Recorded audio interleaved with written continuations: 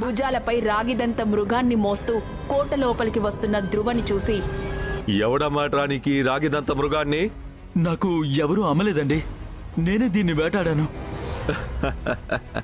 ఒరే డిక్కీ బాబు, నువ్వు దీన్ని చంపావంటే నమ్మడానికి నేనేమన్నా చవటననుకున్నావా? అంటూ ఇంద్రజిత్ చేతిలో ఉన్న కొరడాతో ధ్రువ వీపుపై గట్టిగా చరిచాడు. దానితో ధ్రువ వీపున ఉన్న రాగిపంటి మృగం కిందకు జారి పడిపోయింది.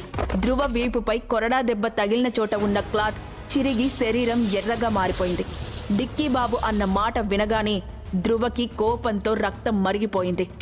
ఎందుకంత కోపం వచ్చిందంటే, ఒకరోజు ధ్రువ ఉక్కు కవచం కోట నుండి బయటకు వెళ్ళినప్పుడు అతనికి ఆ కోట గోడ దగ్గర ఒక పెద్ద తెల్లని తోడేలు కనిపించింది.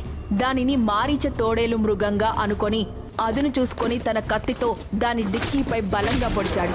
అంతే, విలవిలలాడిపోతూ అది అక్కడి నుంచి పారిపోయింది. నిజానికి ఆ తోడేలు మృగం కాదు, మనిషే. దేవిక అనే అమ్మాయి ఎవల్యూషన్లో భాగంగా బీస్ట్ సోల్ని ఉపయోగించుకొని మారీచా తోడేలుగా మారింది.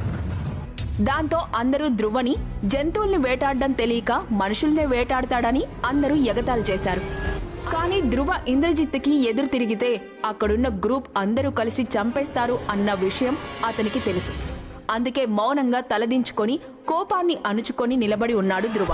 ఎందుకంటే క్రిప్టో వరల్డ్లో చట్టాలుండవు, ఎవడు బలవంతుడో వాడిదే రాజ్యం. మళ్లీ ధ్రువ వైపు కోపంగా చూస్తూ ఇంద్రజిత్, రేయ్, ఇప్పుడు దీన్ని నేనే వేటాడాను అని నువ్వు అబద్ధం చెప్పొచ్చు, కానీ రేపు అసలు నిజం తెలిసిన రోజున నిన్ను దీన్ని నీకు ఇచ్చిన వాణ్ణి కూడా కలిపి చంపేస్తా అంటూ గంభీరంగా హైటోన్లో బెదిరించాడు. ఇంతలో ఇంద్రజిత్ పక్కనే అతడి గ్యాంగులో ఉన్న బైరాగి ధ్రువ వైపు చూసి వణికిపోతూ, నా మాట విని వీడిని వదిలేయండి. బైరాగి, ఏం మాట్లాడుతున్నావు? నా మాట విని ఇంద్రజిత్, వాణ్ణి వదిలేయ్. ఎందుకు బైరాగి ధ్రువని చూసి అంత భయపడ్డాడు? ధ్రువకి బైరాగికి ఏమైనా సంబంధం ఉందా? ఇంద్రజిత్తుపై ధ్రువ తిరగబడతాడా? కొన ఊపిరితో ఉన్న రాగిదంత మృగాన్ని ధ్రువ ఏం చేయబోతున్నాడు? వెంటనే ఈ మిస్టీరియస్ సిరీస్